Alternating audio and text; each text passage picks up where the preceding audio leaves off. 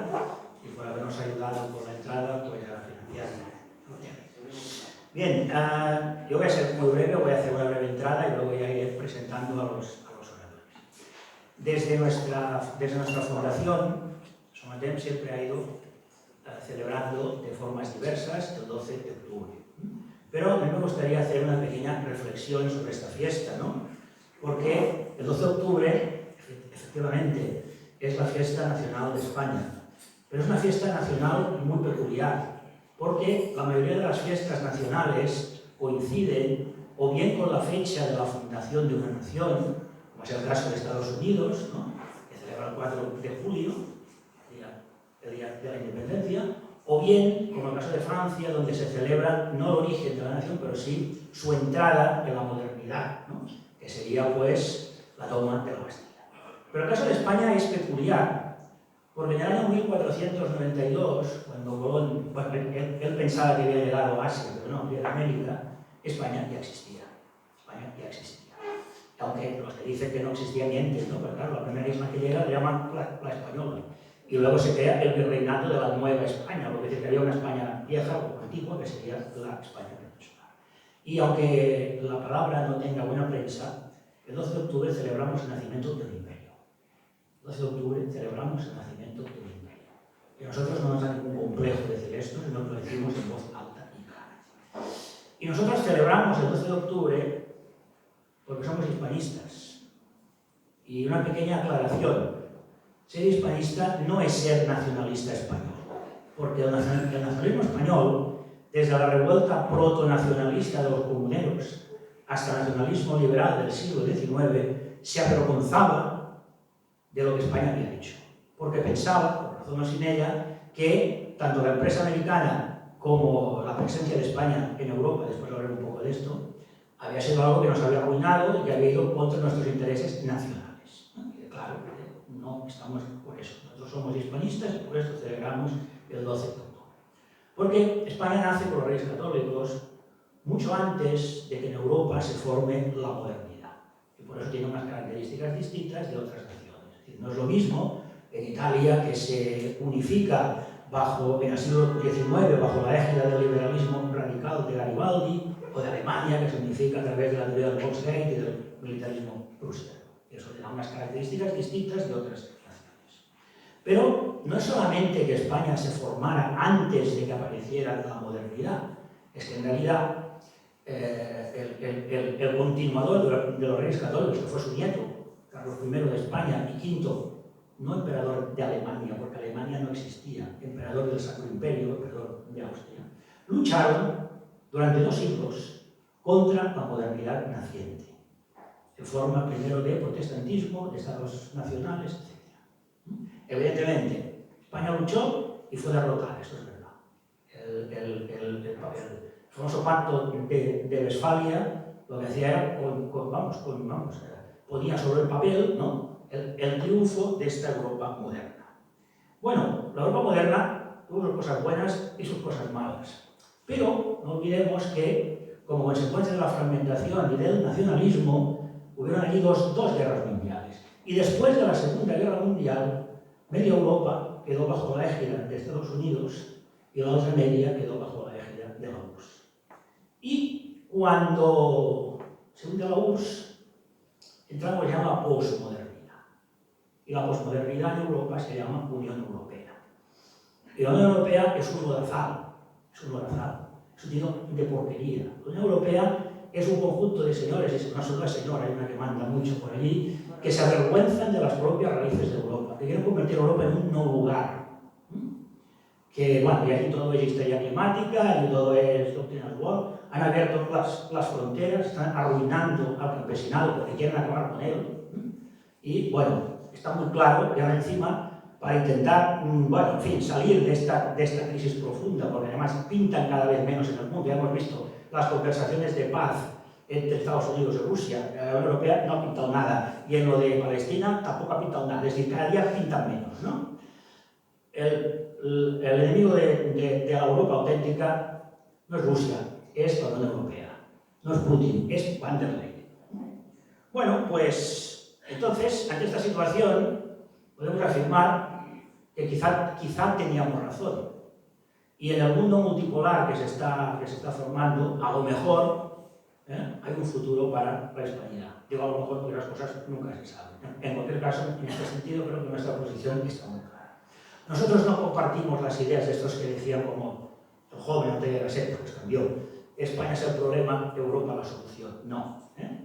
España puede ser un problema, pero desde luego la solución no vendrá de la Unión Europea, porque ya hemos visto de lo que son capaces. Y nada más. Gracias por vuestra atención. Y ahora voy a presentar al primero de los oradores que no necesita presentación, que es el padre Custodio. ¿Qué voy a decir? Es decir, dicen que lo van a juzgar por un delito de odio. Ya me ha juzgado. Perdón, ya se han juzgado, lo que falta es la sentencia. El único odio es el que supura esta impresentable que se hace llamar fiscal, y que, a ver, pensad una cosa, están muy nerviosos, Cada vez hay más gente que ya no se cree sus patrañas. Y cuando el poder se pone nervioso, la represión está a la orden del día. Y el caso del padre es un caso, y van a haber más, y van a seguir habiendo muchos más. Pero es buena señal, es decir, que están muy nerviosos, es decir, que las cosas no les van muy bien. Y yo, sin más, paso la palabra al padre Custodio para que le pida un fuerte aplauso.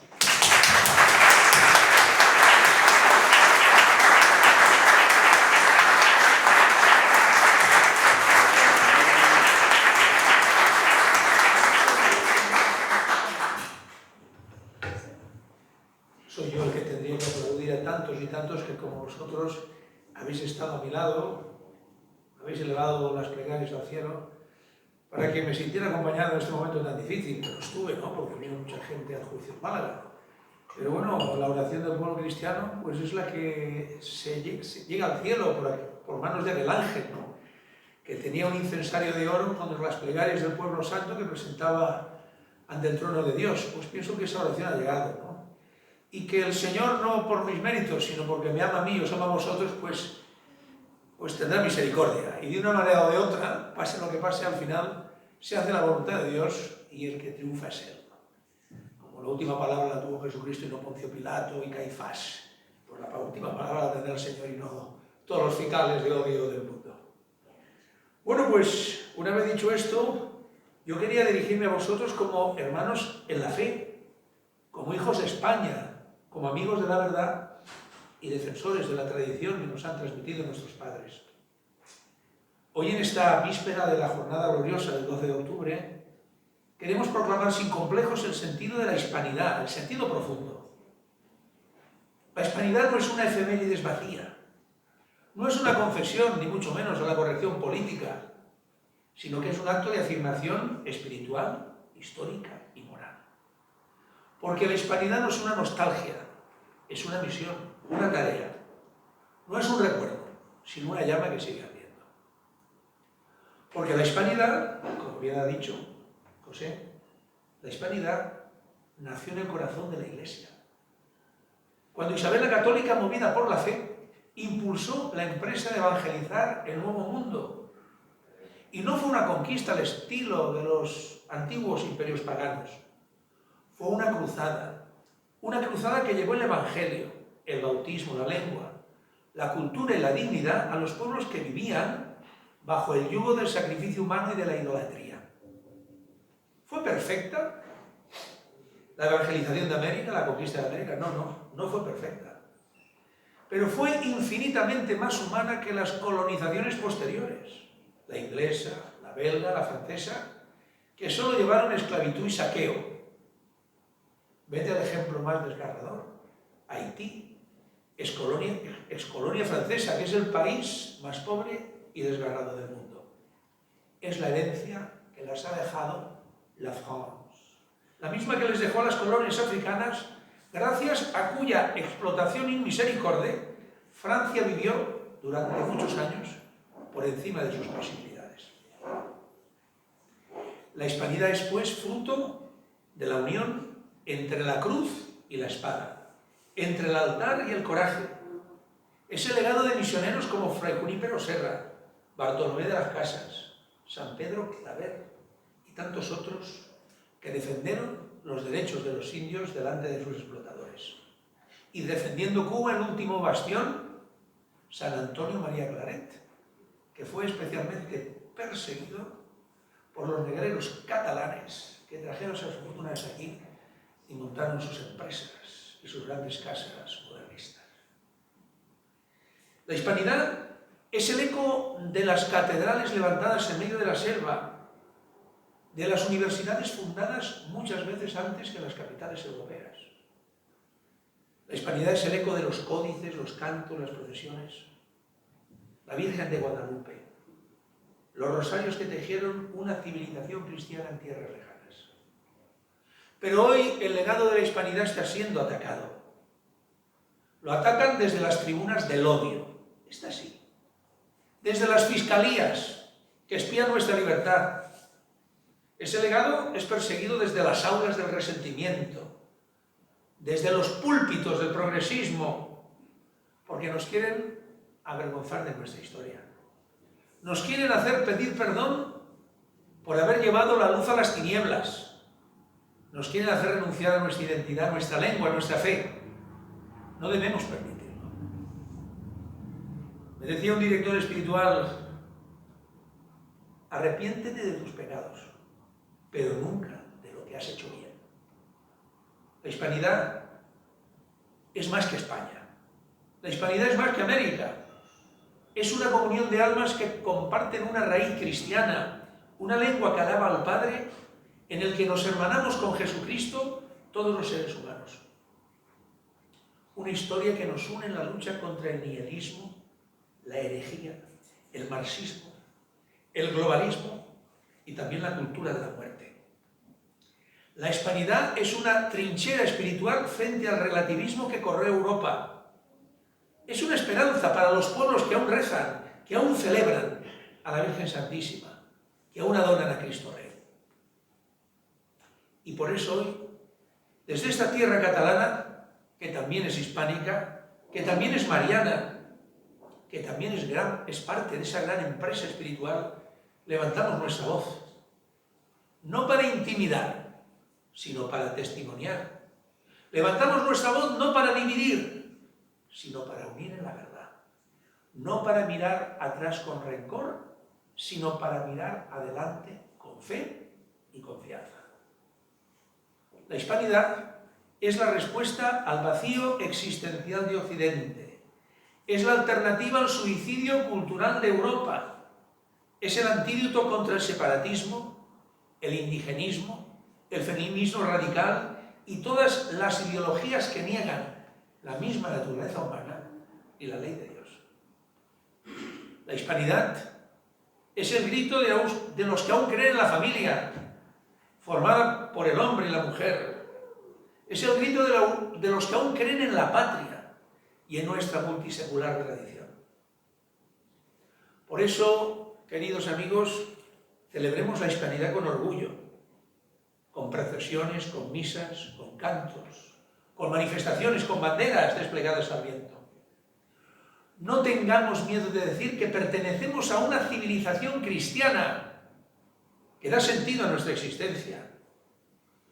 No tengamos miedo de defender a nuestros misioneros que dan testimonio de la fe en el mundo, sobre todo en América.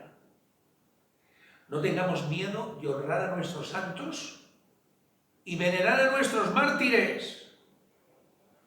Sobre todo esos mártires de los que me he hecho muy devoto, con todo lo que he pasado estos años, a los mártires de la persecución islámica aquí en España, los mártires de Ceuta que celebrábamos ayer, San Eulogio de Córdoba y sus compañeros mártires, San Aurelio, San Eulogio. ¿Cuántos que dieron su vida porque prefirieron antes morir que apostatar de su fe? No tengamos miedo a venerar a esos mártires y sobre todo no tengamos miedo de ser lo que somos, españoles, porque si España cae, si la hispanidad se disuelve, el mundo perderá una de las últimas reservas de sentido. Y nosotros, como católicos, como españoles, como hispánicos, tenemos el deber de resistir, el deber de rezar, de pedir a Dios su ayuda y su socorro, pero a la vez el deber de luchar, de proclamar que Cristo vive, que María reina, que la hispanidad no ha muerto. Hermanos, ¡viva España! ¡Viva! ¡Viva la hispanidad! ¡Viva! ¡Viva Cristo Rey! ¡Viva!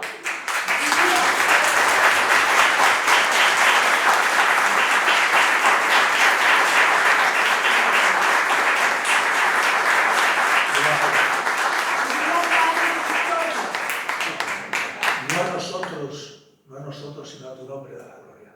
Al final hacemos lo que tenemos que hacer, yo y vosotros. Somos siervos inútiles. Gran ejemplo así. Gracias, Francina. Y gracias a todos vosotros. En la presentación se me ha olvidado decir, el padre Gonzalo es escrito un libro sobre el Papa Luna, que si a alguien le interesa está a la venta, ahí en el fondo donde está la exposición de libros.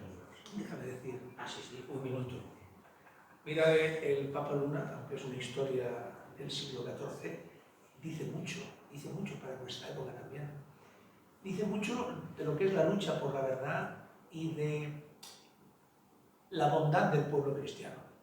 Yo cuando presenté este libro en Illueca, que es el pueblo donde nació Papa Luna y en su castillo palacio, vino a la presentación, vino un montón de gente, vinieron unos cuantos alcaldes, y había un alcalde viejecito de más de 80 años que era alcalde de 3 pueblos, con un bastoncito. Y yo pensaba, ¿por qué al Papa Luna, cuando estaba abandonado de todos los reyes de Europa, porque lo tenían allí en el castillo de Peñíscola de Rinconao, por qué la gente lo quería tanto? Yo pensaba que precisamente por eso, porque si ese alcalde viejecito se enfrentara con el presidente de la Diputación General de Aragón por algo que a él le pareciese justo, por sus pueblos, toda la gente estaría con el viejo, no con el presidente, porque admiran que ese viejo se enfrente al poder y defienda la libertad y sus derechos. Pues mirad, esa es la historia de la popularidad del Papa Luna a lo largo de los siglos, que fue un viejo decrépito, pero con una cabeza tan clara que se enfrentó a todos los reyes de Europa y les dijo, vosotros no tenéis derecho a decirme a mí que soy el Papa, que dimita, porque el bien de la Iglesia no lo decís vosotros, solo puedo decirlo yo que soy el Papa. Y con esa actitud férrea de mantenerse en sus 13, defendió la libertad de la Iglesia y puso en evidencia a todos los príncipes seculares que querían mangonear en los asuntos eclesiásticos. En fin, este tipo de hombres valientes son los que tenemos que pedir al buen Dios que nos envíe, porque a veces casi siempre el liderazgo, ya veis que nos falta, en la Iglesia y en la política también. Gracias.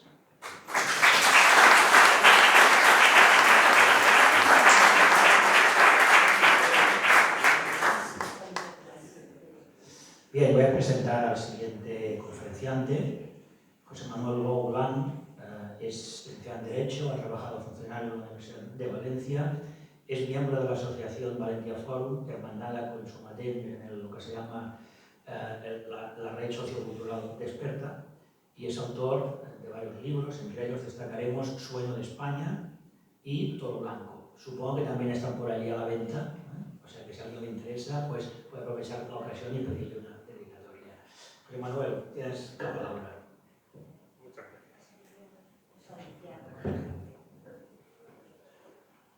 Muchas gracias. Quería empezar con una anécdota, ya que en efecto vengo de Valencia, que el padre de mis padres era de Benicarló, que Rafael me ha dicho que vivía en Torrente, etcétera, etcétera. De modo puramente anecdótico, porque realmente lo importante del descubrimiento de la conquista de América no es si Colón era genovés, valenciano, catalán, de dónde, sino lo que han explicado y vamos a seguir explicando. Sí que será, arrancó un continente al mar y a la barbarie bajo el signo de la cruz, eso es lo importante, y todo lo que conllevó consigo. Pero ahí sabe mucho la teoría del Colón valenciano, aproximadamente, porque hay unos estudios genéticos, y es que por estas casualidades de la vida pertenezco al Centro de Estudios Colombinos de la Comunidad Valenciana, y la casualidad es por amistad con uno de los teóricos del Colón valenciano, que hace unos días esperaba una africana, y sin embargo ahora hay unos estudios genéticos que han determinado, no me pidáis los detalles, las pruebas sobre el ADN mitocondrial que se hereda de madres a hijos, que la madre de Colón era una valenciana de origen sefardí, con lo que las posibilidades de que Colón fuera valenciano pues, aumentan exponencialmente. No es que esto sea ciertamente importante, porque, como digo, no pasa del anecdótico. En todo caso fue una empresa española, fuera de donde fuera Colón, pero bueno, también nos recuerda que la Corona de Aragón también tuvo mucha participación en el descubrimiento, que fue por tanto solo cosa de Castilla, y en definitiva nos reafirma en esa empresa española. Bien, dicho esto, de lo que sí que venía a contaros es de la relación que ya los oradores anteriores han anticipado entre el hispanismo y el globalismo, que nos preocupa, ¿no? Y que incluso ha habido un debate un poco kafkiano últimamente entre la hispanidad y la hispanicidad, que en redes sociales han discutido de una manera un poco absurda de entender. Es decir,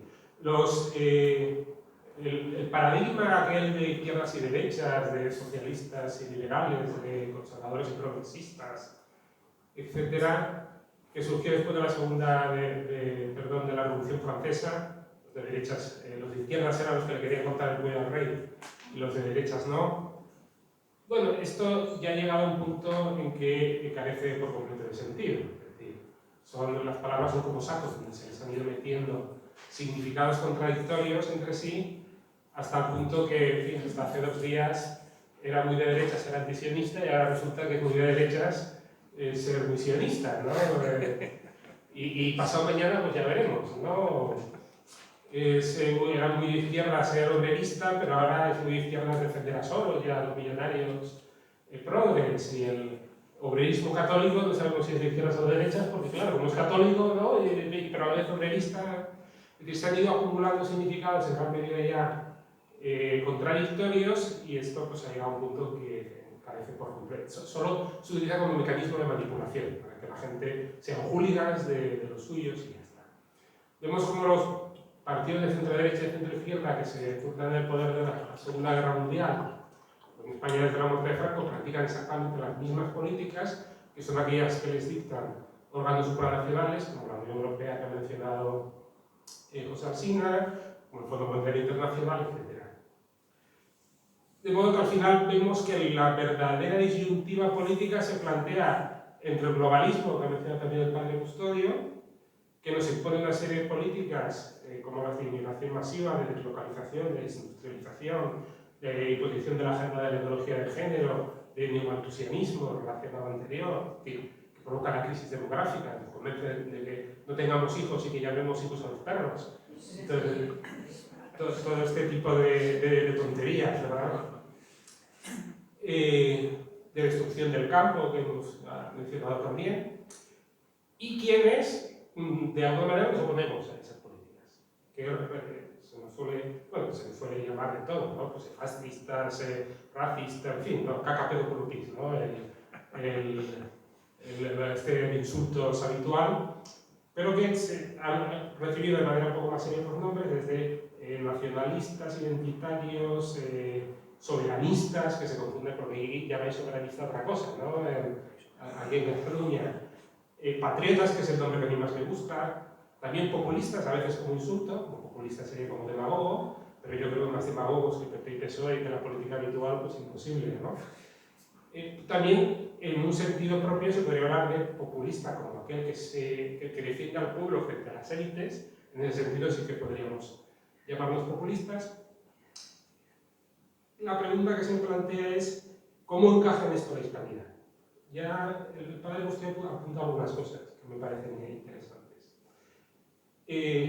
Haciendo un poquito de historia, bueno, la naturaleza humana pues determina que las comunidades políticas a veces sean más amplias y que se formen grandes imperios, y otras veces pues esos imperios caigan y el poder se fragmente de los poderes locales. También a veces el poder se ejerce de manera más centralizada, a veces como la monarquía de los Austrias es más descentralizado. A mí esto no me parece lo más importante. Lo importante es que el poder se ejerza con justicia y no con injusticia, que se ejerza conforme al interés común y no conforme al interés de unas minorías dirigentes desconectadas del pueblo, que se ejerza preservando la libertad y no acabando con ella, que se ejerza, en definitiva, el padre me da la razón, cumpliendo la ley natural y la voluntad de Dios y no subvirtiéndola. Digo esto porque la primera globalización fue la del Imperio Español. Claro, no es lo mismo globalización que globalismo. Decimos que la hispanidad se pone al globalismo, puede resultar confuso porque la hispanidad apela también a la globalización, pero a la primera globalización, que fue la que se fundó con el Imperio Español. Antes había habido grandes imperios, el romano, el macedonio, pero no se puede hablar de globalización ni de imperios globales porque había amplias zonas del planeta desconectadas entre sí, no se conocía América, etc.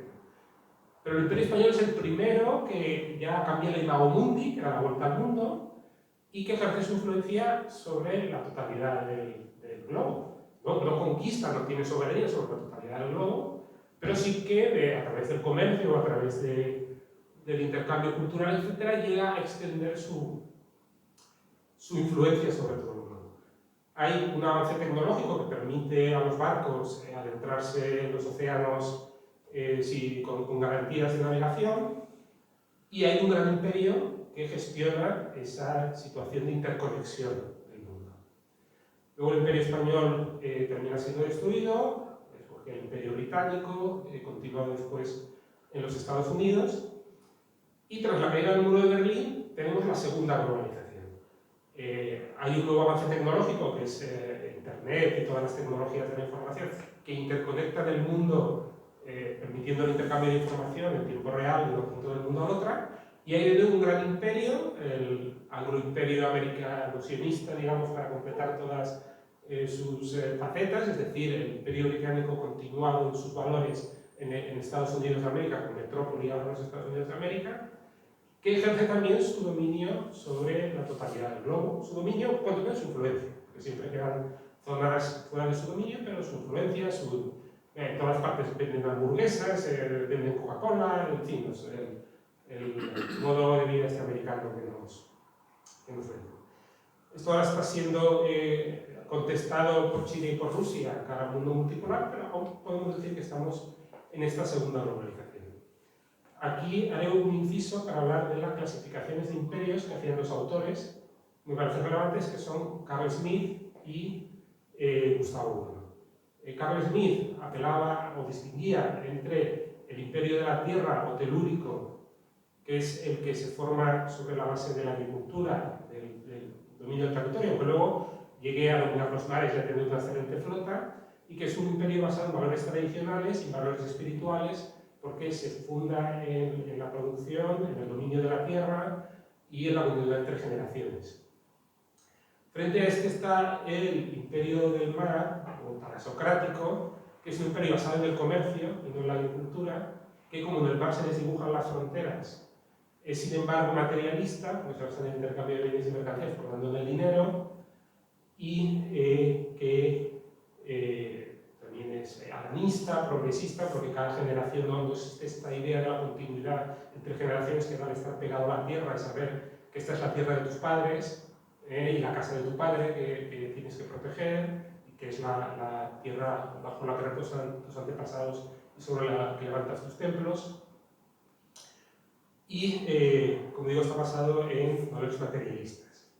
Por su parte, Gustavo Bueno distinguía entre el imperio generador, que era el que traspasaba su cultura, sus instituciones y su bienestar a los territorios conquistados, de modo que en todo el territorio de este imperio se tenía el mismo bienestar que en la metrópoli, a veces incluso superior, porque había centros comerciales que estaban fuera de la metrópoli, frente al imperio destructor o el imperio depredador, que era el imperio que depredaba, que se dedicaba solo al comercio, y que por tanto, en lugar de fundar como el imperio generador ciudades, caminos, hospitales, catedrales, etc., pues fundaba solo lonjas de esclavos, ciudades en el puerto para facilitar el comercio, y a lo que se dedicaba era a extraer los recursos naturales y expoliar los territorios que conquistaba. Son clasificaciones distintas porque vienen a coincidir. De hecho, tanto Carl Smith como Gustavo Bueno ponían como ejemplos del imperio de la tierra o del imperio generador al imperio romano o al imperio español, y ejemplo de imperio del mar o de imperio depredador era el imperio británico, prolongado ahora en los Estados Unidos. esta distinción es muy relevante porque nos indica que estas dos globalizaciones fueron gestionadas de manera antagónica, no ya de manera diferente, sino de manera antagónica. La primera globalización del Imperio Español se gestionó a través de la doctrina del catolicismo, del cristianismo católico, que además no era solo un aparato de propaganda, sino que sus clases dirigentes se lo creían, tanto así que se lo creían, que llegaron a parar la propia conquista en los debates sobre los justos títulos de conquista varias veces para preguntarse por la moralidad de lo que estaban haciendo, que es algo inédito en todos los imperios de la humanidad. Jamás un imperio se ha cuestionado desde el punto de vista moral como el Imperio Español. Mientras que el Imperio estadounidense, que está gestionando esta segunda globalización, lo hace teóricamente bajo la pseudo-religión de la democracia y los derechos humanos, pero esto no deja de ser una fachada. Realmente la doctrina que lo motiva es simplemente tener por centro el dinero. Es decir, una doctrina puramente materialista. De hecho, Estados Unidos se basaba en la tesis contraria hasta la Segunda Guerra Mundial, que es la tesis del racismo científico. Ello sirve para justificar un imperio colonial. Yo os gobierno porque sois inferiores, vosotros no os podéis gobernar solos. Y esto se desarrolló en toda una teoría que venía sobre todo a justificar que los católicos del sur de Europa eran los inferiores a los protestantes del norte de Europa, porque que los blancos fueran superiores a los negros lo daban por sentado, no necesitaban ni justificarlo doctrinalmente. Sin embargo, cuando se dan cuenta de que están compitiendo con la Unión Soviética, que pretende ser también un imperio global, universal, bajo la doctrina comunista, bueno, si el comunismo les promete liderar a los proletarios del mundo y yo les digo que son demasiado inferiores para gobernarse solos, vamos a tenerlas de perder, ¿no? Entonces cambia la idea fundacional o la doctrina justificatoria del imperio a esta religión de la democracia y de los derechos humanos, pero que no puede ocultar un imperio depredador que ha estructurado el mundo, según el cual los países más ricos, los países anglosajones en el norte de Europa, nos venden tecnología muy cara a los demás, los países más pobres venden materias primas muy baratas y mano de obra barata, y los países intermedios, como los países del sur de Europa, nos dedicamos a los servicios. Y nos convertimos en parques temáticos para los turistas y poco más. Esto se instrumentaliza a través de una serie de políticas instrumentales que hemos mencionado, las de inmigración masiva y deslocalización para facilitar que los países más pobres ofrezcan mano de obra barata, la destrucción del campo, la destrucción de la industria, etcétera, etcétera. En ese sentido, claro que el hispanismo se opone al globalismo. El hispanismo, bien entendido, tiene necesariamente que oponerse al globalismo anglosajón porque representa lo contrario, porque representa una forma de gestionar la globalización antagónica a esta que amenaza con destruir nuestra propia civilización, porque en una sociedad en la que no nacen niños, en la que destruye su campo, que destruye su industria, que enfrenta a hombres y mujeres, en la que se produce el reemplazo poblacional, es una sociedad condenada a la desaparición. Por tanto, no es que defendamos el patriotismo contra el globalismo porque defendamos lo pequeño contra lo grande o el poder local contra el poder imperial o general, no. Nos resistimos al globalismo porque es un poder inicuo, es un poder que nos produce el suicidio de nuestra civilización, que produce la desaparición y la destrucción de la civilización cristiana. Yo, como os he comentado antes, vengo de Valencia y nuestro himno empieza diciendo: para ofrendarnos las glorias a España. Así es. Que los valencianos estamos acostumbrados a entender nuestro patriotismo de manera que no se opone a la universalidad. Ser católico significa universal. Yo puedo ser patriota valenciano y patriota español a la vez, cosa que no podría ser siendo nacionalista. Un nacionalista catalán no puede ser a la vez nacionalista español, porque es nacionalista catalán contra España.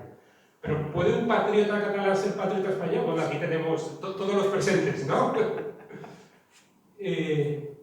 ¿Y puede un patriota español ser también patriota de la civilización europea, de la hispanidad, en definitiva de la civilización cristiana? Claro, puede y debe. Así lo han sido nuestros antepasados siempre.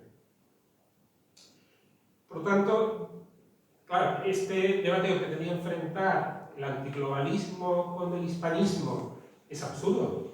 El hispanismo bien entendido es antiglobalista, el antiglobalismo bien entendido en España y en Hispanoamérica tiene que ser hispanista, no puede ser racista o otro tipo de cosas que no tienen que ver. No puede defender simplemente un poder local contra un poder universal, porque eso es absurdo, porque al fin y al cabo nuestras oligarquías locales son igual de globalistas que el imperio. De hecho, cuando el imperio ha tenido una administración que ha pretendido replegarse un poco, como es la actual administración Trump, las oligarquías europeas han dicho no nos abandones, que nos invadirá Rusia, este tipo de tonterías que tenemos que ir. Ya para terminar, quería leeros de mi novela Toro Blanco, que tiene una primera parte que se subtitula Europa, una segunda que se subtitula América y una tercera que se subtitula España, por todo esto que estamos diciendo. En la parte de América empieza con unas citas. Para nosotros los latinos la raza es un estilo de vida que nos enseña a saber vivir practicando el bien y saber morir con dignidad. Nuestro homenaje a la Armada de España constituye también una adhesión a la cultura occidental. De Juan Domingo Perón. Y América no es un país, es un negocio. Esto lo dijo Brad Pitt en la película Mátalos suavemente. Creo que estas dos citas ya ponen de manifiesto la visión de la hispanidad y la visión anglosajona, no solo de América, sino de la propia civilización. En este otro libro que ha mencionado muy amablemente José Alsina, que tiene ahí Yo Paro, soy yo de España, aprovecho para decir, en efecto, que compremos libros de editoriales patriotas porque así se difunden las ideas y si no, en este caso siempre suelo decir en broma, sobre todo los míos, pero también todos los demás. Decía en El sueño de España que si hemos de creer a Spengler cuando decía que la primera potencia de un periodo histórico, la nación dominante, era una expresión del estado de la cultura, cuando la cultura europea tuvo en su centro a Dios, España fue la primera potencia. Tuvo en su centro a Dios y si queréis expresarlo de manera no religiosa, cuando tuvo en su centro las ideas del bien, la verdad y la belleza, fue España su primera potencia. Cuando tuvo en su centro al hombre, no entendido al hombre como portador de valores eternos, como lo entendemos nosotros, sino como un mono que ha aprendido un par de trucos más, tuvo como primera potencia Francia, con su refinamiento, su robo, etc. Y cuando tuvo en su centro al dinero, tuvo como primera potencia Inglaterra, prolongada después en los Estados Unidos, y en esa situación seguimos todavía. Es evidente que nuestra civilización se encuentra en franca decadencia, lo hemos comentado todos, y la decadencia nunca se prolonga eternamente, porque no es sostenible. O sea, no es sostenible una sociedad que hombres y mujeres se enfrentan, que no nacen niños, que no tienen raíces espirituales, eso no sé si puede sostener mucho más tiempo. Por tanto, esto va a terminar y solo puede acabar de dos formas, o con la destrucción de nuestra civilización, o con su renacimiento. Si nuestra civilización ha de renacer, será en base a los valores de la hispanidad, de la cultura hispano-católica. Cuando nuestra civilización vuelva a tener en su centro a Dios y en su frontispicio estén escritas las ideas del bien, la verdad y la belleza, España y la hispanidad volverá a no ponerse sol. Muchas gracias.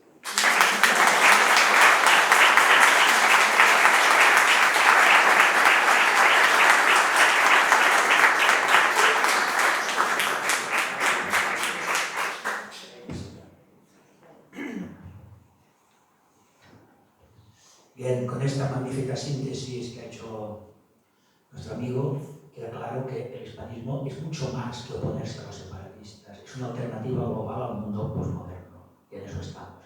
Y ahora voy a presentar, bueno, tampoco hace falta presentación, pero el último ponente que va a tomar la palabra, Rafael Molina, que es escritor, es historiador y es desde hace poco el nuevo presidente de Somateros. Adelante, Rafael.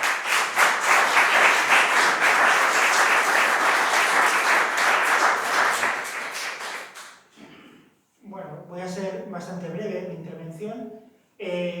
Simplemente quiero aportar unas pinceladas acerca de la hispanidad y luego también en relación al 12 de octubre, especialmente y su vinculación con Cataluña. Bueno, sobre la hispanidad pues se han dicho muchas cosas, ha sido extraordinariamente interesante lo que hemos oído. Yo solamente quisiera añadir algunas pinceladas que serían recordar que, bueno, ya desde las leyes de Burgos, ya desde las leyes nuevas en 1542, ya antes en 1520, en el Imperio Español, se había abolido la esclavitud de los indios, de los indígenas. Y eso fue un paso importantísimo. Algún historiador ha señalado que en la historia de la humanidad solo ha habido dos imperios que proclamaran y lo intentaran demostrar con hechos su afán misional como su principal prioridad. Uno sería, bueno, quizá habría una discusión sobre ello, el Imperio Carolingio, decía, el Imperio de Carlomagno, que tuvo una duración breve en la Alta Edad Media, en el siglo IX, pero el otro sería el Imperio Español. Y no hay ningún otro imperio que haya tenido ese afán misional evangelizador católico como bandera y como prioridad absoluta. Luego quería simplemente aportar que recordar que la leyenda negra ha estado muy de moda, tristemente, durante mucho tiempo, muchos años, muchas décadas, pero siempre ha habido historiadores buenos que la han develado, digamos, ¿no? Que la han combatido con todo tipo de investigación y detalles basados en la documentación. Hubo historiadores norteamericanos, por ejemplo, Philip Powell, Herbert Bolton, son historiadores muy buenos anglosajones que lo han hecho. Pero quisiera centrarme, por ejemplo, en algunos historiadores, brevemente, que han hecho mucho por la auténtica historia de España, del Imperio y lo que es la hispanidad. Hay un historiador mexicano que se llama Silvio Zavala, que es un historiador de los años 70 y 80 del siglo XX. Lo digo porque, siendo mexicano, podían aprender algo de él el anterior presidente de México, Andrés Manuel López Obrador, y ahora también su mujer, y la que está ahora, que es Claudia Sheinbaum, podían aprender algo sobre escribir algo de cultura, ¿no? Esto es lo que decía, es que tengo que leerlo así brevemente con la cita exacta, lo que decía Silvio Zavala. Silvio Zavala fue un historiador que, como digo, en la década de los 70 escribió 6 volúmenes gruesos, de una obra que se llamaba Fuentes para el estudio de la historia de la historia del trabajo en Nueva España, o sea, el régimen del trabajo de los indios en lo que era el reinato de México en Nueva España. Esto es lo que dice Silvio Zavala en el prólogo de este libro. Dice: Silvio Zavala escribe: múltiples casos demostrarán al lector que la población india contaba en Nueva España con una vía amplia y bien organizada para hacer llegar sus quejas y defender sus derechos ante la autoridad virreinal, ante la que solía obtener amparo y favor. Esto, dice Silvio Zavala, contribuye a que tengamos que poner en tela de juicio la idea tan generalizada acerca de que la legislación indiana solo representó un buen deseo protector, carente de órganos ejecutivos y de consecuencias sociales. Más bien debemos confesar que métodos defectuosos de estudio y la falta de diligencia y la consulta de fuentes directas son la causa de que ignoremos la realidad histórica del sistema español y de que gocen aún de validez tópicos falsos. Es decir, lo que nos está diciendo es que cuando uno estudia las leyes, o sea, el Imperio Español aportó una gigantesca obra de organización política y administrativa a través además de la conquista, la evangelización, pero hubo también una gigantesca obra de organización administrativa, ¿no? A través de reales cédulas, de provisiones, las reales cédulas venían a ser lo que hoy llamaríamos reales decretos, ¿no? O sea, las medidas legislativas concretas de la corona en relación con América, ¿no? Y cuando estudies, como decía ese historiador, cuando estudies exactamente la legislación de la corona española en relación con el Imperio Español, a mí me llama mucho la atención. He escrito algunos artículos de esto en Somatrones, por ejemplo, en relación con Venezuela, como cuando puede parecer un tipo de lectura árida y administrativa, algo aburrida, ¿no? Pero, por ejemplo, en los años 60 se publicaron los cedularios de un autor que se llama Antonio Muro, que reunía las cédulas, las reales cédulas, que eran como reales decretos, como digo, del Imperio Español en 2 gruesos volúmenes, de casi 1000 páginas cada uno. Puede parecer un tipo de lectura árida, pero es necesaria, porque cuando las lees, a mí me impresiona mucho, porque te das cuenta de que la mayoría de las medidas legislativas, de los decretos de la corona española para gobernar el Imperio de América, eran para proteger a los indios. O sea, no eran la mayoría no priorizaba la corona, no es una forma de decirlo, sino que cuando ves la legislación te lo encuentras de verdad. Y lo decía también este historiador mexicano, que la mayoría de esas medidas, o por lo menos casi la mitad de miles de decretos, de cédulas reales, como se decía entonces, son para proteger a los indios, su régimen de trabajo, que no se les haga trabajar por fuera de las horas que tienen que hacerlo, que no se les dé malos tratos, que tengan la alimentación suficiente, necesaria, que estén en libertad, que no se les esclavice, y es realmente impresionante. Hubo un historiador alemán, que además era su obispo, se llama Joseph Hofner, que escribió lo siguiente en un libro de los años 50, que se llamaba La élite española en la Edad de Oro, o sea, en el siglo de oro. Y esto es lo que decía ese historiador alemán, que además fue obispo, ¿no? Decía, en el Nuevo Mundo, virgen y apenas explorado, la conciencia cristiana formuló por vez primera, gracias a la corona española, la exigencia de que fueran prohibidos el trabajo de los niños, el trabajo forzoso de las mujeres y la explotación del hombre trabajador mucho antes de que el movimiento social planteara análogos postulados en Occidente. Siglos antes de que estas cosas, parece que las ha inventado la Revolución Francesa, pues ya estaba la corona española prohibiendo el trabajo esclavo de niños, prohibiendo el trabajo esclavo de mujeres y prohibiendo la esclavización de los indios. Por ejemplo, también, bueno, los ejemplos son incontables, ¿no? Está el tema, pues se podría hablar, es muy interesante, de las visitas reales, ¿no? Había los visitadores reales que mandaba la corona que se encargaban de que la legislación se cumpliera, ¿no? Bueno, hay una obra, yo leí un artículo en Somatem sobre la visita real de 1688 en Venezuela, que es una de estas visitas que fue especialmente importante. La Academia Nacional de la Historia de Venezuela, cuando era muy rigurosa en los años 70, escribió 3 volúmenes sobre este tema. Total, que lo que demuestra es que la corona hizo ímprobos esfuerzos mandando inspectores, mandando funcionarios para obligar a los encomenderos, también los encomenderos españoles propiamente, bueno, hispano-venezolanos ya, a tratar bien a los indios. Esto, como en la línea de lo que decía el historiador Zavala, pues significa que, contrariamente a un cierto mito que existe también de decir, no, la corona española legisló las leyes nuevas, las leyes de Burgos, las leyes de Isabel la Católica, pero legisló para proteger a los indios, no lo quería esclavizar, pero estas leyes, hay un cierto mito que dice, estas leyes en realidad no se cumplían mucho. Los historiadores auténticos, como decía el trozo que he leído de Zavala, este mexicano, ven que cuando estudias de verdad las fuentes, los archivos que están en el Archivo General de Indias y los documentos, cuando estudias los documentos y las fuentes legislativas españolas de la época, ves que esto no se sostiene y que realmente la legislación que protegía a los indios se cumplió la mayoría de las veces, que la corona hizo ímprobos esfuerzos, porque a veces por someter a los mismos encomenderos que se negaban, a los mismos hacentados españoles, a veces cuando trataban mal a los indios, te llegaba el visitador real y te ponía fuertes multas. O sea, esto está demostrado, está, como digo, en estos libros que cito, ¿no?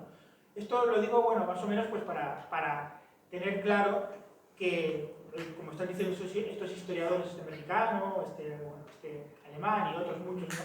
Que a nivel ético, lo dijo también Stanley Bain, ¿no? Lo dijo también, por ejemplo, bueno, un historiador que se llama Hugh Thomas, inglés, ¿no?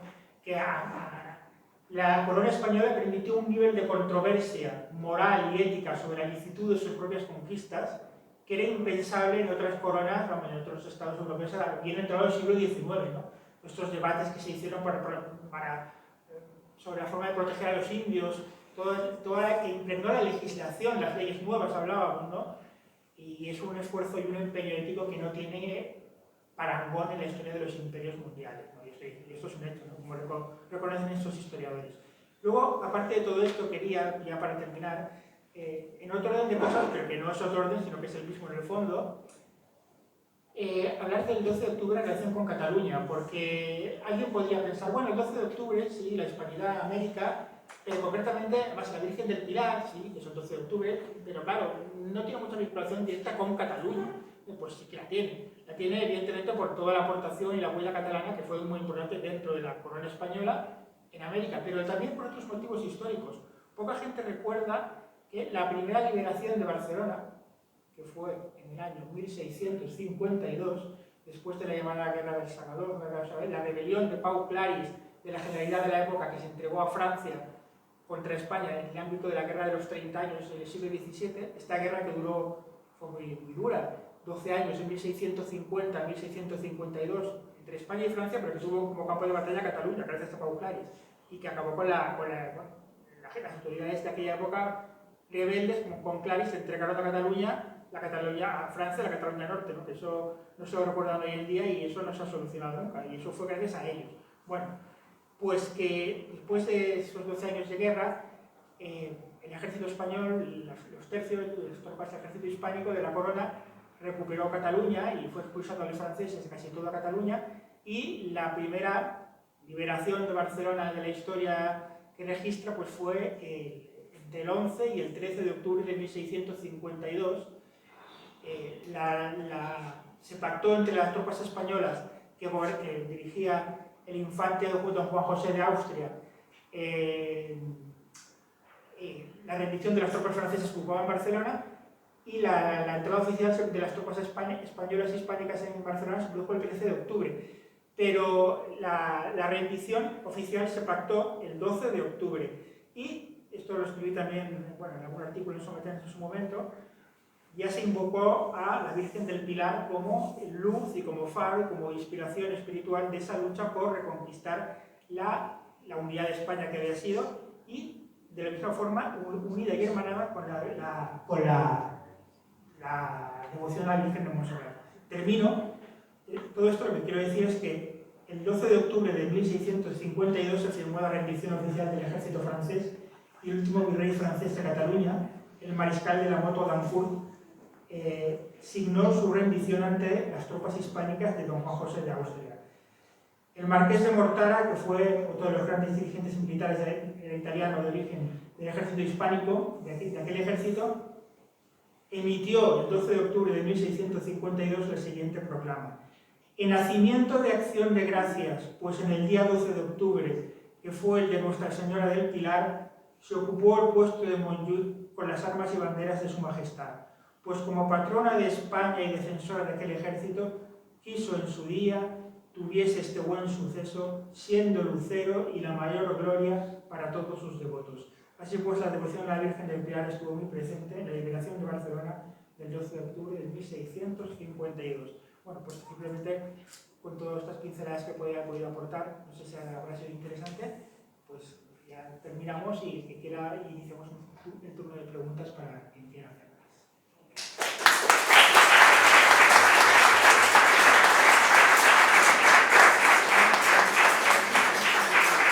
Si alguien quiere preguntar, permite y pasamos por aquí. Para evitar las conferencias alternativas, pues quien quiera hacer una pregunta, que la escriba, pero una pregunta, ¿eh? No, bueno, o dos, pero preguntas. Bueno, vamos a empezar con la lectura de las preguntas. La verdad es que os estamos educando bastante bien, y aquí todo el mundo ha hecho preguntas, aunque algunos han hecho dos, pero bueno, esto se admite. A ver, primera, dirigida al Padre Custodio. ¿Se ha sentido apoyado por la jerarquía eclesiástica? Don Juan José Omeya me llamó 2 veces, Me hay que decir la verdad. Los defectos que tiene los sabemos. Oye, antes del juicio me llamó, me preguntó cómo estás, cómo lo ve tu abogado, estás tranquilo, estás avezado a la lucha, y en el peor de los casos, si vas a la cárcel cuenta con la visita del ministro. Nos pusimos a reír los dos. Y luego, el día del juicio, ya por la tarde, me volví a llamar, no, al día siguiente me volví a llamar, me preguntó lo mismo, cómo lo ve tu abogado. Y digo, bueno, si no hay política, nos tiene que resolver. No, ya sabemos aquí que todo esto es política, ya sabemos que todo es pura política. Aquí no hay nada de justicia. Y eso me dijo a mí, y luego me dijo lo mismo, estoy tal, veo que no te ha afectado, y después hizo otra vez la broma, piensa que en la cárcel también se puede hacer mucho bien, entonces se puso a reír otra vez. Y yo también, como lógico, ¿no? Jiménez de los Santos dijo, si eso a mí me haces, le tiro el teléfono. Y digo, pero que tú no eres cura. Y dije, vale, es verdad. Pero tampoco está al nivel, podía hacer oposiciones. Pero no, me ha llamado y se interesa por mí. Ahora, la conferencia episcopal ya sabéis que es un ente supraepiscopal, que allí están sus asesores, sus redactores, y ahí comunican lo que les viene en gana. Sí que tiene razón el portavoz de que, en mi caso, lo tienen que decir los jueces. Estoy de acuerdo, tienes toda la razón. Pero el caso del Ayuntamiento de Jumilla, no tiene que ser el Ayuntamiento de Jumilla lo que hubiera decidido, ¿para qué se meten ellos? Y además al Ayuntamiento los han votado, que a los obispos no los ha votado nadie, y los políticos les han otorgado la representación de los católicos de España. Porque los obispos nadie los vota, son los que son. Entonces, ¿qué representación tienen? Ninguna. Son los pastores del pueblo de Dios. Pero los políticos los han hecho interlocutores, los han representado a los católicos. En fin, pues ya veis. A mí lo que me importa es que, mira, el obispo al final pues, se ha estirado, me ha llamado y se lo agradezco. Bueno, el padre es muy respetuoso con la autoridad y esto le honra. Y en respeto a este respeto, no vamos a decir lo que opinamos del tema. Bueno, segunda pregunta dirigida a Rafael o a mí. La inmigración actual hará, bueno, yo de hará no, pero hace, peligrar nuestra cultura. A ver, en mi opinión, la inmigración hispanoamericana puede traer problemas, sobre todo cuando es una inmigración descontrolada, problemas de delincuencia, problemas de dumping social, pero claro, no pone en peligro nuestra cultura. ¿Por qué? Porque tiene una cultura pues, hermana. La que sí que lo pone evidentemente en peligro es la otra. No digo cuál es porque lo sabemos cuál es, ¿no? Que es una inmigración que además, no llega muy lejos, ¿no? Es decir, que no es la suya, cada vez son más. Primero porque cada vez entran más y segundo porque además se reproducen con una gran... Lo cual les honra, lo cual les honra, lo malo somos nosotros, ¿no?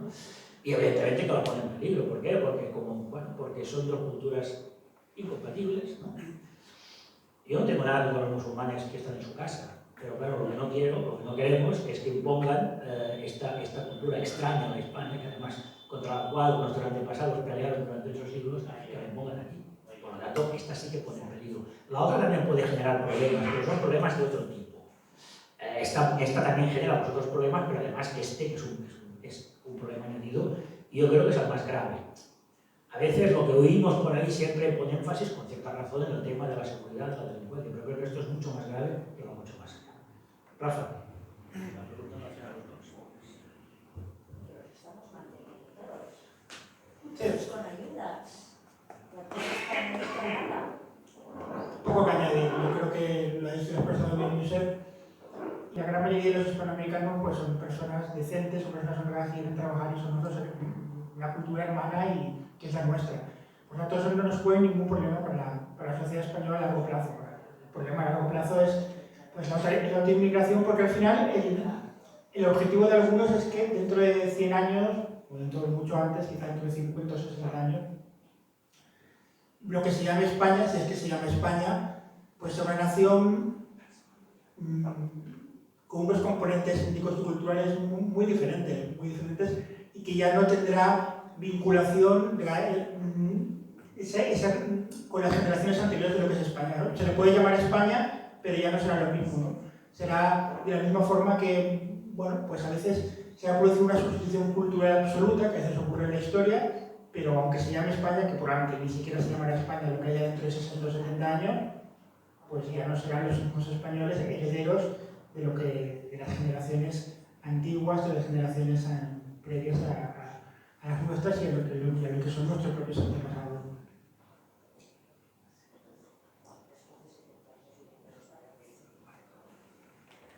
Bueno, las dos siguientes también van dirigidas al custodio. La primera dice, ¿ha visto el periódico de Cataluña? Bueno, la letra, no sé si es médico, pero por ahí pone. ¿Ha visto el periódico de Cataluña donde, no sé qué, una encuesta sobre cómo celebrar la hispanidad? Y segunda pregunta, ¿ha visto el vídeo de Begoña Herpe respecto a usted? Pues, bueno, lo del periódico de Cataluña no he visto la encuesta enseguida.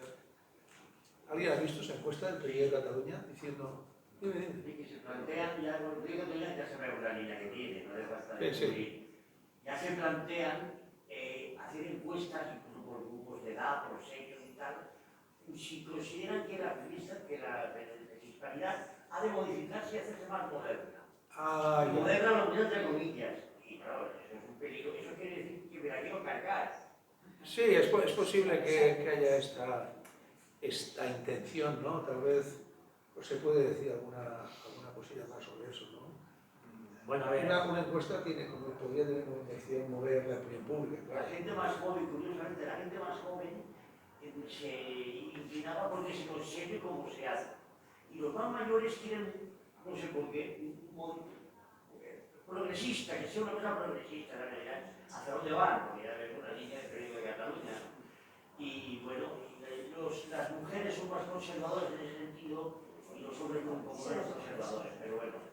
que no sé a qué viene esa encuesta. A ver qué pasa con los Ya. que vienen. Bueno, Es mover un poco de... sí, mover pública, a ver si la pueden dirigir hacia donde ellos quieren. Y sí, Begoña Herpes sí que ha hecho un vídeo sobre mí, pero no lo puedo encontrar. Lo puede meter, se mete usted en Google, puede ver una gente. Vale.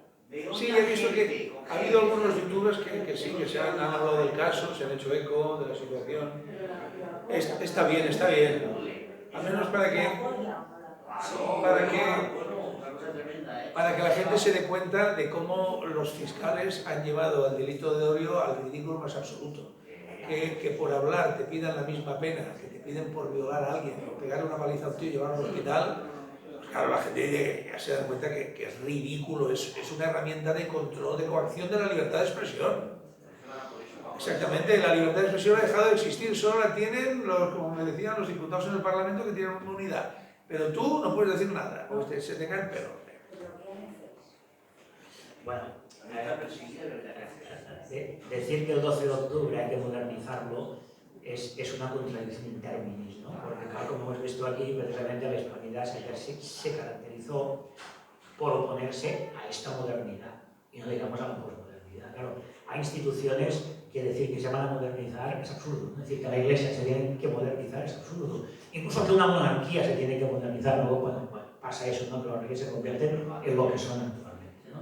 Pero que... Una monarquía moderna es una república. Claro, bueno, es que es absurdo, ¿no? Porque precisamente sus orígenes impiden, ¿no? Están en contra de lo que significó la modernidad y evidentemente mucho más aún de lo que significa la posmodernidad. Pero bueno, también es interesante el detalle de que la gente joven sea los que estén más a favor y esto es lo que les preocupa. Esto es lo que les preocupa. Bueno, la siguiente pregunta nos especifica situación actual de la hispanidad con el auge del movimiento en América.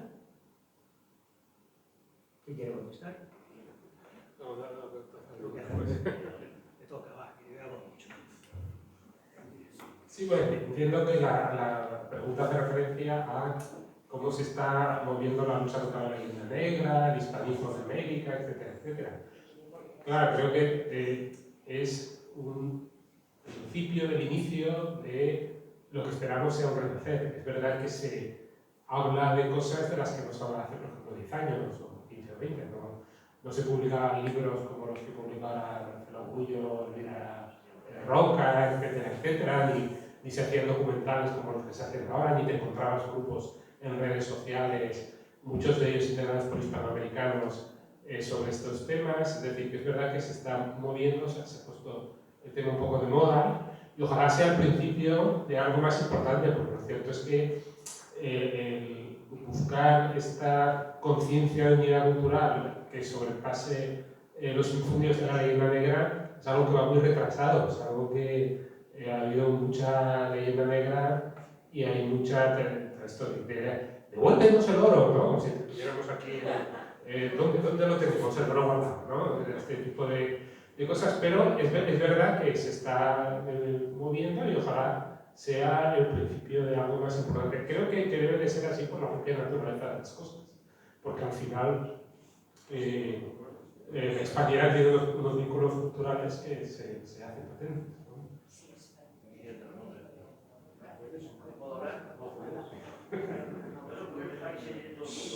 Estoy incontrolado, sí. Ahora cuando acabemos...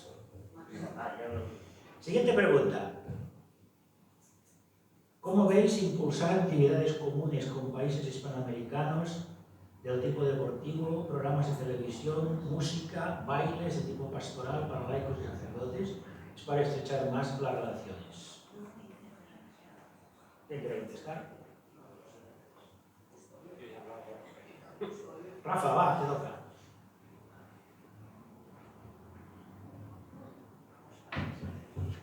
Bien, todo lo que sea estrechar relaciones culturales con la gente de Hispanoamérica me parece bien. Eso sí podría ser una modernización en el buen sentido, si es que lo hay, de la hispanidad o de la celebración de la hispanidad. Ahora, no nos engañemos, cuando alguien decía, estos que piden, como escuchábamos, modernizar la fiesta de la hispanidad, probablemente lo que quieren decir ellos son los que, bueno, que no haya desfile militar, que no se celebre la Virgen del Pilar, olvidarse de la Guardia Civil, y a partir de ahí convertirlo todo en una alianza de civilizaciones en la que entren todos ya, también todas las, incluso las que son innombrables, pero ya convertir hispanidad en globalismo, digamos, ¿no? Supongo que es el auténtico objetivo.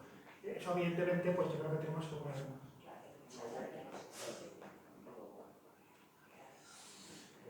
Vale. Siguiente pregunta para José Manuel Bou.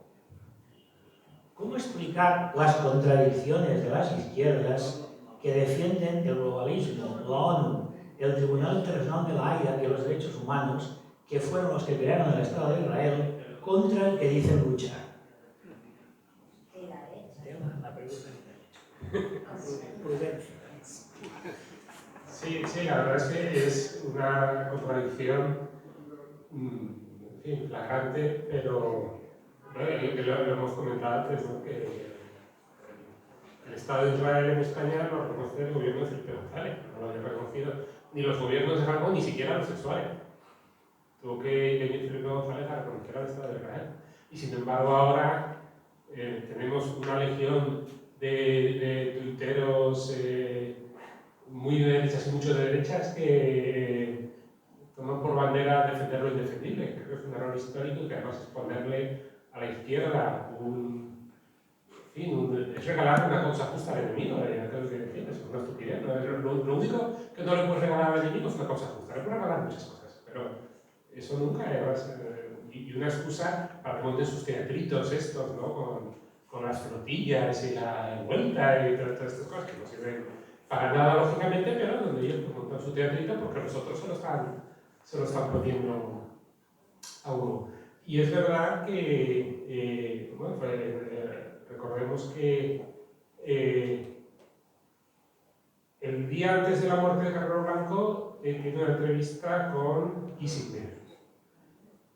Y no sabemos de lo que hablaron, pero sabemos que al día siguiente lo mataron. Carrero Blanco había impedido que se utilizaran las bases estadounidenses en España para socorrer o para dar apoyo a Israel en la Guerra de los 6 días. Parte del proyecto Isler, otras. Y a Carrero Blanco lo matan enfrente de la embajada americana, ¿no? Quiero decir, que ahora sea lo más patriota del mundo defender a Israel, pues es una cosa. Y que a su vez la izquierda considere lo más progresista del mundo cuando precisamente han estado alimentando el mito de que los judíos eran la víctima definitiva después de la Segunda Guerra Mundial, que no había por tanto más víctimas y por tanto los criminales definitivos eran la malvada ultraderecha, y eso lo justificaba a todos. Pues un cura que quería dar misa en latín era un fascista de ultraderecha. Si un padre no quería que su hijo se fuera de botellón, era de un fascista. O sea, cosas que realmente no tenían nada que ver con la política. Es decir, se ha alimentado un mito, el mito antifascista, contra un mito en ausencia de fascistas reales a los que oponerse. Un antifascismo que no tiene fascistas a los que combatir y que señala como fascista para deshumanizarlo a cualquiera que entorpezca su agenda en un momento dado. No sé si contestó la pregunta porque era algo compleja. Bueno, sin querer entrar en el tema de Israel, es un tema muy complejo, pero es que las izquierdas woke están llenas de contradicciones. Es decir, cada cosa que dicen contradice la que han dicho antes, ¿no? Es decir, son feministas, pero están a favor del Islam. En fin, hablan de la ciencia, pero luego pues, están con la ideología de género, que es la cosa más anticientífica del mundo. Es decir, que ahí no nos debe extrañar, aparte que, bueno, la flotilla fue una manera de que la señora Colau empezara su campaña para ser alcaldesa y que la chica esta del norte, la del cambio climático, pues hacía mucho tiempo que no se hablaba de ella y ahora se ha vuelto a hablar de ella. Es decir, fuera de eso no hay nada más. Yo creo que fue una payasada, sin entrar en más consideraciones. Eso sí, puede ser una buena idea, es lo que da. Bueno, exactamente. Pero no, los judíos eran muchas cosas, pero tontos no son. Bueno, y finalmente, dice, la leyenda negra fue un ataque a España desde fuera. Efectivamente, la leyenda negra fue propaganda de guerra. Dice, ¿cómo enfrentarse ahora a este ataque desde dentro de ella? Pues yo tengo una respuesta muy sencilla, haciendo cosas como esta. Es decir, la manera es esta, no hay otra, ¿no? Claro, es que esto sí, claro, es lento, Es lento, es complicado, es difícil, somos pocos, no tenemos dinero, pero la manera es esta, no hay otra. Porque si hemos de esperar que alguien nos lea el camino, estamos equivocados. Lo que no hagamos nosotros no lo va a hacer.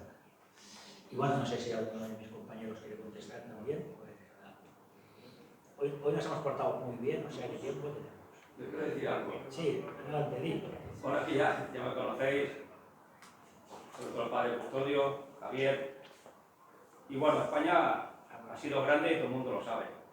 Hemos tenido honor, no nos falta. Hemos tenido disciplina, somos, porque lo llevamos en los genes. Tenemos un ADN, lo llevamos dentro de nosotros que por desgracia ahora se ha apagado. Pero España ha sido grande, como dice todo. Lo tenemos todo menos el oro. Entonces, ¿qué es lo que ocurre? Falta el oro. Estamos dispuestos a todo. Estamos dispuestos a morir por España. Lo que pasa es que no estamos dispuestos a hacer el gilipollas. Entonces, ¿qué ocurre? Si a nosotros nos atienden jurídicamente, que a mi mujer y a mi hijo no le falta de nada, cuando a mí me metan a la cárcel, o yo le iré a Pajarraca, sabiendo que tengo eso cubierto, daremos la vida por España. Pero eso, los dirigentes, los que están arriba, los patriotas, ¿qué tal? Se fijan en todo, hablan de la historia, si la historia ya está inventada. Ya ha salido bien, España ha sido grande por eso. Porque han apoyado a esos hombres que tienen ganas de luchar. Y ahora a los hombres que tenemos ganas de luchar, no se nos apoya. ¿Qué ocurre? Tú lo has visto otra vez en tus carnes, vale, justo igual. 17.000 en la manifestación de los legionarios, tú lo sabes que nos la cortaron rapidito, porque claro, 20.000 legionarios juntaban más gente que todos los partidos políticos. Imposible. El pueblo salva al pueblo y el pueblo tiene ganas ahora. Pero no tiene ganas de hacer el tonto, porque todo el mundo le engaña. Entonces, ¿qué ocurre? Estamos fartos de eso, del oro, de la persona o el colectivo que esté dispuesto. Cuidado, que no pedimos nada. Cubrirnos jurídicamente, como ya hablamos muchas veces, jurídicamente, claro, porque uno le pasa cualquier cosa y todo el mundo sabe en su defensa, pero una persona de la calle le pasa algo y se lo come los mocos, y eso no puede ser. Y ese es el problema que tiene España, que no apoya al pueblo. El pueblo tiene ganas, tiene los cojones de la hostia, pero nadie lo apoya, y tú lo sabes, perdona el vocabulario y perdona lo que te estoy diciendo. Tú lo sabes, mira cómo te ríes, y todo el mundo sabe cómo se puede solucionar el problema.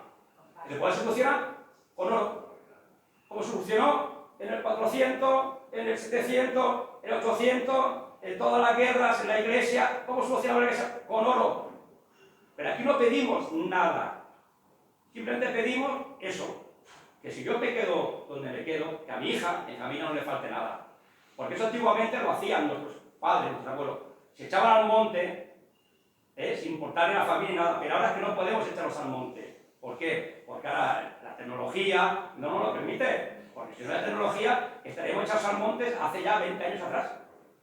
Porque estamos listos para hacer. Entonces a mí ya me parece bien todo lo que hablamos, es un discurso que tenemos siempre. De lo que hablamos, Somatel, estoy contigo siempre, tú sabes, hemos estado de la mano, Padre Custodio, y lo hemos vivido. Levantamos a Cataluña entera, y tú lo sabes, enterita. ¿Lo levantó quién? Somatel, los 4 partidos, el Padre Custodio, Argamasa, para el futuro.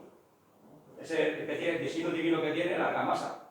Ahora también tiene una tarea importante. Ahora sabemos si va a seguir por ello o no va a seguir. Pero bueno, es una argamasa que tiene ya la voluntad divina. Y es así, o sea, es apoyar al pueblo. O sea, al pueblo se le apoya, el pueblo responde. El carlismo, ahí lo tiene. ¿Qué era el carlismo?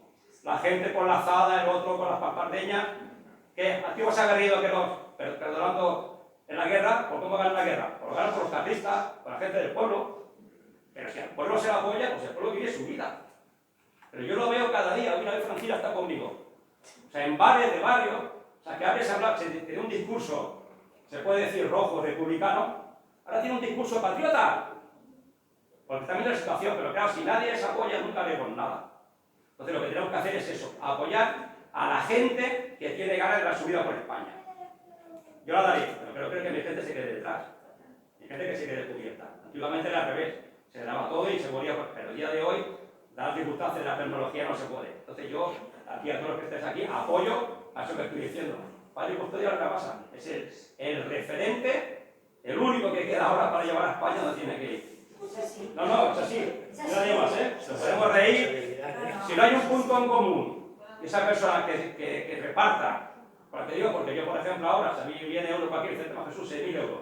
Me traigo una banda de la Legión, la traigo por toda Barcelona, desfilando a paso ligero y a paso menor y cada Barcelona entera. Y al día siguiente se ha acabado el papel higiénico de eso, se ha acabado todo. Pero claro, no tengo 6.000 euros, pero claro, con 6.000 euros, ganamos a España entera, 6.000 euros de mierda. O sea, que es traer una banda de la Legión. Entonces, traemos a todos los veteranos de la Legión, traemos todo el mundo, los ponemos en la plaza de Cataluña y se le caen los huevos al suelo. Entonces, ¿qué está pasando aquí? 6.000 euros. Pero es que no hay esa voluntad política, no hay eso. Entonces, bueno, perdonar, las palabras que he dicho, no perdonar, no, o sea, lo he dicho con mi forma de hablar regionaria, que tengo el impulso ese, es lo que hablamos siempre. Para el custodio estamos estado mala, que hemos visto el sentir de la gente, cómo el pueblo está con él, es que es lo que estamos hablando, es solo un poquito de cada uno. O sea, un poquito de cada uno, nada más, un poquito nada más, un poquito, un euro, lo que sea. Saber que el padre custodio y lo otro, un fondo común. ¿Para qué, coño? Banda de la Legión aquí en Barcelona, un día, al otro día también, y al otro también. Y no digo la Legión, de cualquier cosa. Y eso a los chavales les gusta. Hoy la he visto ella hoy. Un barrio, voy a ir 2 veces y ya son todos españoles. Es que es muy sencillo. Es que es muy sencillo. Pero bueno, falta eso. Falta eso de todo está muy bien. Pero está todo inventado. Es que nuestros antepasados han sido tan grandes que ya lo inventaron todo. Es cuestión de seguir lo que han inventado y llevarlo a cabo. ¿Cómo se lleva a cabo? Como hicieron ellos, con esto, con otro, con el oro y apoyando a la gente que llega a hacer cosas. Y por ahí, mira, si la pongo aquí. No, pero es que hay mucho que Y por ahí hacer en el sofá. ya termino. Y nada, dicho esto, viva España y viva la Legión.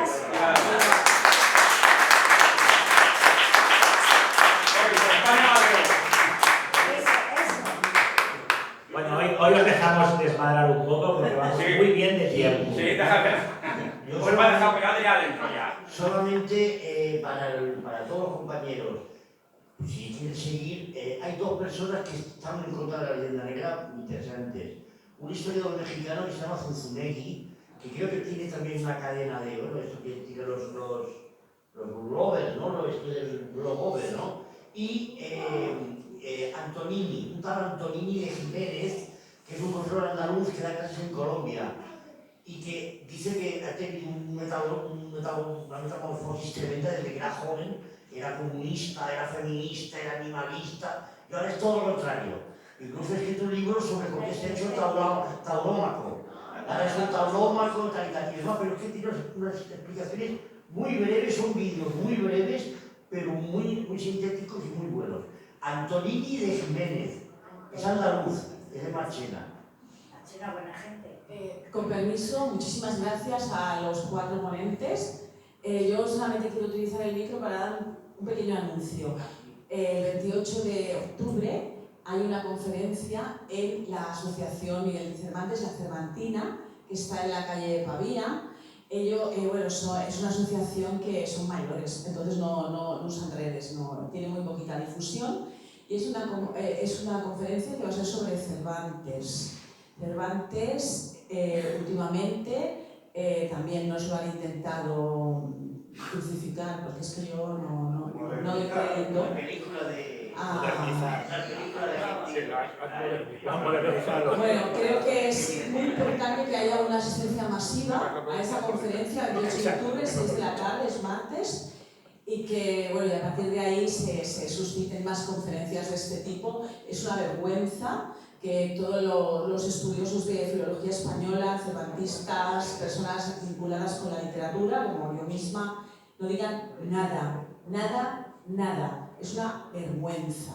Pues estoy a saber lo que le toca. Pasarlo por ellas, pasarlo por los WhatsApp para recordarlo. Eso es lo de menos. Mira, por favor asistid, porque yo creo que hay que hacer cosas, hay que hacer acciones, hay que dar conferencias, hay que poner en valor de nuevo a Cervantes, a la obra de Cervantes, y olvidarnos, por favor, esa obsesión que tienen por quién se acuesta, quién nos deja, o sea, por favor. Estamos hablando de apostar por una varina.